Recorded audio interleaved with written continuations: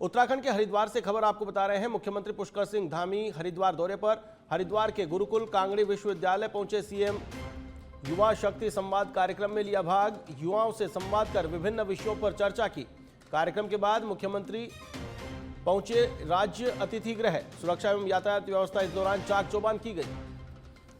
हरिद्वार के गुरुकुल कांगड़ी में कार्यक्रम आयोजित। युवा शक्ति संवाद कार्यक्रम में मुख्यमंत्री पुष्कर सिंह धामी ने की शिरकत। युवा शक्ति से संवाद किया। विभिन्न विषयों पर मुख्यमंत्री धामी ने युवाओं से चर्चा की।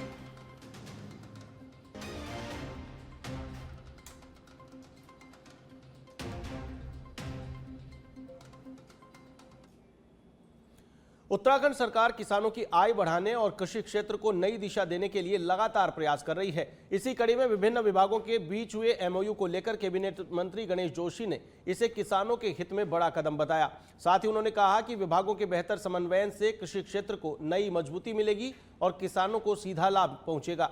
मंत्री गणेश जोशी ने कहा कि इस पहल से किसानों की आमदनी बढ़ाने के साथ साथ गुणवत्तापूर्ण कृषि उत्पाद उपलब्ध होंगे, जिससे देश की सुरक्षा में तैनात जवानों को भी बेहतर और पौष्टिक खाद्य सामग्री मिल सकेगी। साथ ही कहा कि सरकार इस योजना को प्रभावी ढंग से लागू करने के लिए संबंधित अधिकारियों के साथ लगातार समन्वय बनाकर काम कर रही है।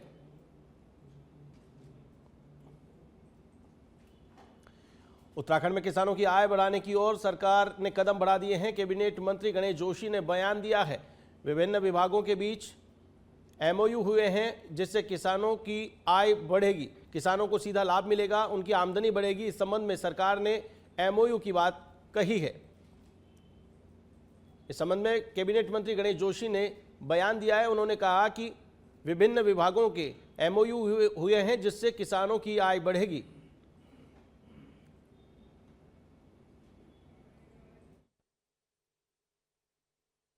किसानों की इनकम बढ़ाने की दिशा में एक बहुत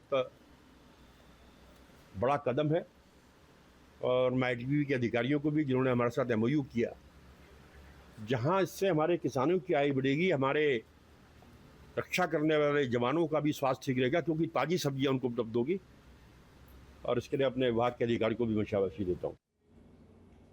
उत्तराखंड में 2027 विधानसभा चुनाव से पहले समय से पहले चुनाव की अटकलों के बीच सियासी चर्चाएं तेज हो गई हैं। भाजपा प्रदेश महामंत्री कुंदन परिहार ने कहा कि चुनाव कब और किस चरण में होंगे, इसका फैसला निर्वाचन आयोग करता है। उन्होंने कहा कि भाजपा किसी भी समय चुनाव के लिए पूरी तरह तैयार है और संगठन लगातार जनता के बीच सक्रिय है। परिहार ने दावा किया कि बूथ स्तर तक कार्यकर्ता संपर्क में हैं और सरकार के विकास कार्यों व जन कल्याणकारी योजनाओं से कार्यकर्ताओं में आत्मविश्वास है। उन्होंने सड़क, स्वास्थ्य, शिक्षा, पर्यटन और बुनियादी ढांचे में हुए कामों के आधार पर दोबारा जनता का विश्वास जीतने का दावा किया है।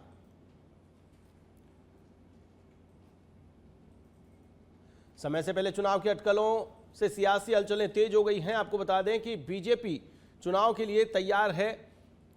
निर्वाचन आयोग हालांकि चुनाव की तारीखों और चरण का ऐलान करेगा, लेकिन बीजेपी बूथ स्तर तक मजबूती से जुटी हुई है।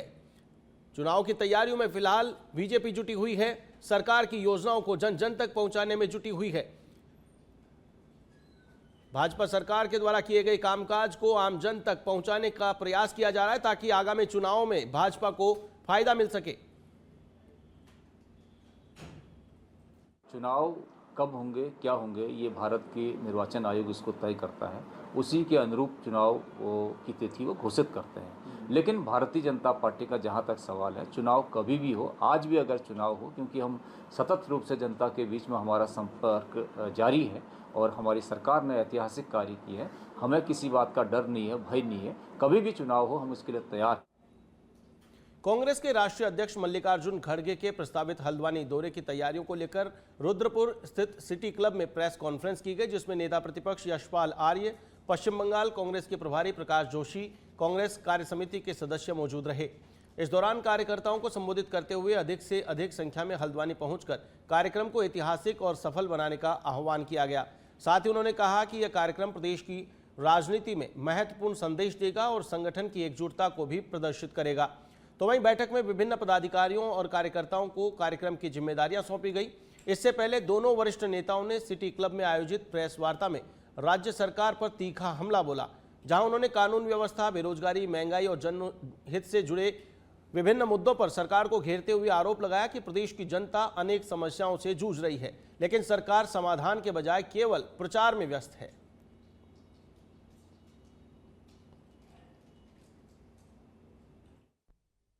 8 तारीख को हमारे कांग्रेस अध्यक्ष सम्मानित श्री मल्लिकार्जुन खड़गे जी हल्द्वानी आ रहे हैं। कार्यकर्ताओं के साथ संवाद करेंगे, आम जनता से मिलेंगे। एक अच्छी विधानसभा उनकी होने जा रही है।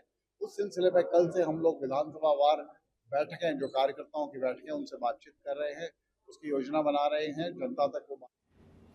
हरिद्वार में कांवड़ यात्रा को लेकर श्री मानस देवी मंदिर ट्रस्ट के अध्यक्ष श्रीमंत रविंद्र पुरी महाराज ने श्रद्धालुओं से महत्वपूर्ण अपील की है। उन्होंने कांवड़ियों से आस्था के साथ अनुशासन, स्वास्थ्य और नशा मुक्त यात्रा का पालन करने का संदेश दिया है। महाराज ने कहा कि भगवान शिव सच्ची श्रद्धा और भक्ति से अर्पित एक लोटा जल से भी प्रसन्न हो जाते हैं, इसीलिए दिखावे और अनावश्यक कठिन साधना से बचना चाहिए। उन्होंने अधिक वजन वाली कांवड़ यात्रा से शरीर पर पड़ने वाले दुष्प्रभाव का जिक्र करते हुए श्रद्धालुओं को सावधानी बरतने की सलाह दी है। साथ ही भांग और अन्य नशों से दूर रहने तथा स्थानीय लोगों से शिव भक्तों का अतिथि देवो भव की भावना से स्वागत करने की अपील भी की है। आशीर्वाद, साधुवाद। देखिए, ये देवभूमि उत्तराखंड है और हम सब मानते हैं 33 कोटि देवी देवताओं का वास कहाँ उत्तराखंड में। सावन का महीना है और भगवान शंकर का निवास कहाँ हरिद्वार में माना जाता है। और हमारे जितने भी हमारे कावड़ी आते, कावड़ी नहीं है, ये भगवान शंकर के गण है, भगवान शंकर के भक्त है। आपने देखा होगा कि एक मटका ले जाना बहुत मुश्किल हो जाता है, ये 12-12 मटके लेकर के जाते हैं। और हरिद्वार के जटवाड़ा पुल के पास नहर में नहाने के दौरान 4 नाबालिग कांवड़ियों की डूबने से मौत हो गई। हादसे की सूचना मिलते ही पुलिस और जल पुलिस की टीमें मौके पर पहुंची और रेस्क्यू ऑपरेशन चलाकर चारों के शव बाहर निकाले गए। साथ ही सभी शवों को पोस्टमार्टम के लिए जिला अस्पताल भेजा गया। बताया जा रहा है कि चारों कांवड़िए चंडीगढ़ से हरिद्वार गंगाजल लेने पहुंचे थे। कांवड़ियों के दल में शामिल थे और करीब उनकी उम्र 16 से 18 वर्ष के बीच थी। एसपी सिटी अभय सिंह के मुताबिक कांवड़ यात्रा को देखते हुए घाटों पर चेतावनी बोर्ड लगाए गए हैं और एसडीआरएफ के जवानों की तैनाती भी की गई है। इसके बावजूद ये कांवड़िए निर्धारित घाट से अलग जाकर नहर में स्नान कर रहे थे। का एक ग्रुप जो कि चंडीगढ़ से आए हुए थे, लगभग ये 16 कांवड़िए थे, जिसमें जटवाड़ा पुल से आगे, जो कि घाट भी नहीं है और वो निर्जन क्षेत्र है, वहाँ पे 4 लड़के नदी में उतरे, जहाँ पे गहरा पानी भी था और कीचड़ भी था, जिसमें वो उसकी चपेट में आ गए। और पुलिस को जब सूचना मिली, तत्काल वहाँ पे हमारी जल पुलिस एसडीआरएफ एनडीआरएफ की टीमें भी पहुंची, लेकिन अत्यंत दुर्भाग्यपूर्ण स्थिति रही कि चारों की बॉडी रिकवरी हो पाई। उनको आवश्यक वैधानिक कार्रवाई है तो पंचायतनामा पोस्टमार्टम की कार्रवाई करने के लिए। चंपावत में जिलाधिकारी मनीष कुमार ने शिक्षा विभाग की समीक्षा बैठक लेकर जिले के 764 विद्यालयों की व्यवस्थाओं का जायजा लिया। कलेक्ट्रेट सभागार में आयोजित बैठक में स्कूलों में आधारभूत सुविधाओं, पीएम पोषण योजना, पेयजल, शौचालय, विद्युत व्यवस्था और आपदा प्रभावित विद्यालयों के निर्माण कार्यों की समीक्षा की गई। जिलाधिकारी ने अधिकारियों को निर्देश दिए कि प्रत्येक विद्यालय में सुरक्षित, स्वच्छ और बेहतर शैक्षिक वातावरण उपलब्ध करवाया जाए। उन्होंने पेयजल, स्वच्छता और अन्य मूलभूत सुविधाओं के कार्य समयबद्ध तरीके से पूरा करने के निर्देश दिए हैं। साथ ही मिड डे मील की गुणवत्ता बनाए रखने और विद्यार्थियों की उपस्थिति बढ़ाने पर भी जोर दिया है। अधिकारियों को निर्माण एवं मरम्मत कार्यों में गुणवत्ता सुनिश्चित करने के भी निर्देश दिए गए हैं।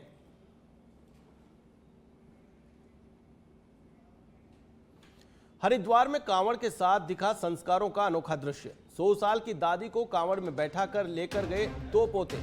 दादी के प्रति पोतों का ये प्रेम का दृश्य लोगों के आकर्षण का केंद्र बना हुआ है। हरिद्वार से गंगाजल लेकर गंतव्य की ओर रवाना होते पोते तो रास्ते में लोगों ने अनोखी कांवड़ को देखकर सराहना की। तस्वीरों में आप देख सकते हैं किस प्रकार से दादी को अपने कंधों पर कांवड़ में बैठाकर ले जाते 2 पोते।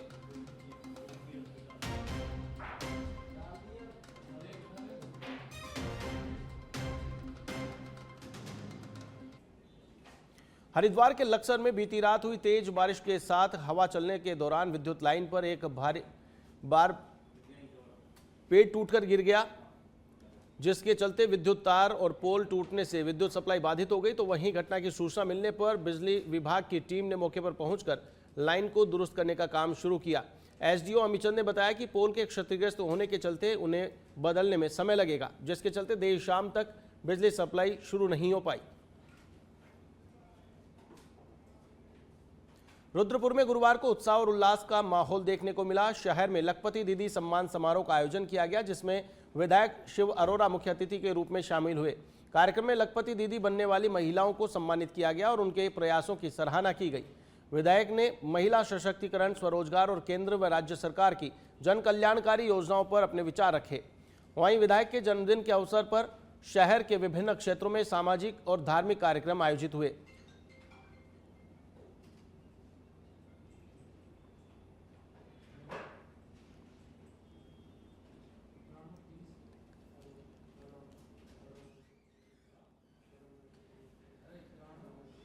आपको बता दें कि शहर में कई धार्मिक और सामाजिक कार्यक्रमों का आयोजन किया गया। सुंदरकांड पाठ और जन आशीर्वाद कार्यक्रम भी आयोजित किया गया, जिसमें बड़ी संख्या में लोग जुटे। लखपति दीदी सम्मान समारोह का आयोजन रुद्रपुर में किया गया।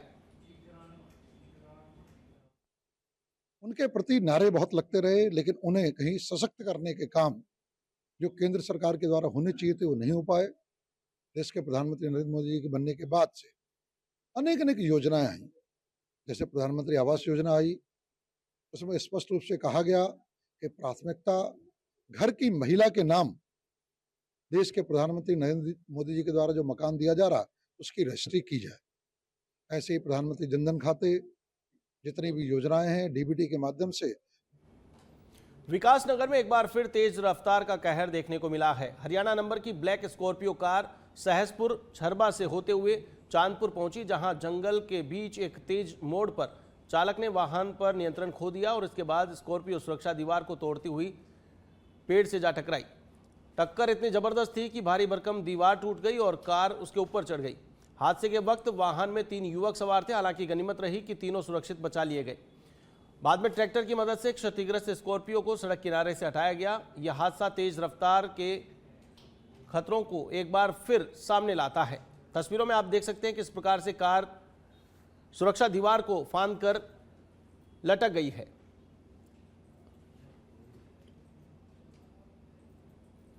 जसपुर क्षेत्र में मानसून के दौरान वन एवं वन्य जीवों की सुरक्षा को लेकर वन विभाग ने सतर्कता बढ़ा दी है। तराई पश्चिम वन प्रभाग की परतारामपुर रेंज में कार्बेट टाइगर रिजर्व में कालागढ़ वन प्रभाग की विभिन्न रेंजों और बिजनौर के आमागढ़ टाइगर रिजर्व में टीमों ने संयुक्त रूप से विशेष पेट्रोलिंग अभियान चलाया है। अभियान के दौरान वन कर्मियों ने जंगल से सटे गुर्जर डेरे और ग्रामीण क्षेत्रों में पहुंचकर लोगों को वन्य जीव संरक्षण, मानव वन्य जीव संघर्ष की रोकथाम और संदिग्ध गतिविधियों की सूचना देने के लिए जागरूक किया है। वन विभाग ने मानसून के बीच अवैध शिकार, अवैध कटान और वन अपराधों की रोकथाम के लिए निगरानी अभियान जारी रखने की बात भी कही है।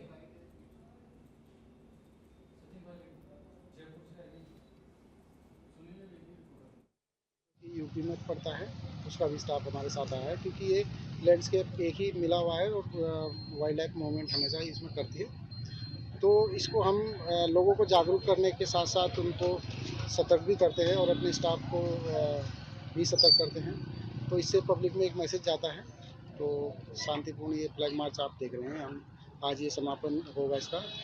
कहाँ से शुरुआत हुई सर इसकी? चमोली जिले में स्थित प्रसिद्ध सिख तीर्थ स्थल श्री हेमकुंड साहिब की यात्रा सुचारू रूप से जारी है। विपरीत मौसम के बावजूद श्रद्धालुओं में यात्रा को लेकर खासा उत्साह बना हुआ है। सरकार और प्रशासन की ओर से जारी दिशा निर्देशों की पालना करते हुए श्रद्धालु लगातार हेमकुंड साहिब पहुंच रहे हैं और गुरु दरबार में मत्था टेक रहे हैं।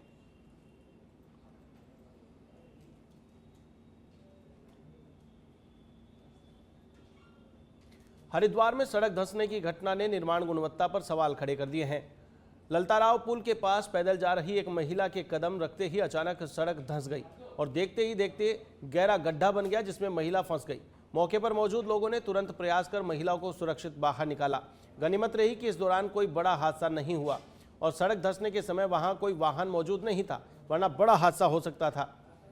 घटना के बाद सड़क की मजबूती और निर्माण कार्य की गुणवत्ता को लेकर सवाल उठने लगे हैं। मौके से धसी हुई सड़क की तस्वीरें सामने आई हैं।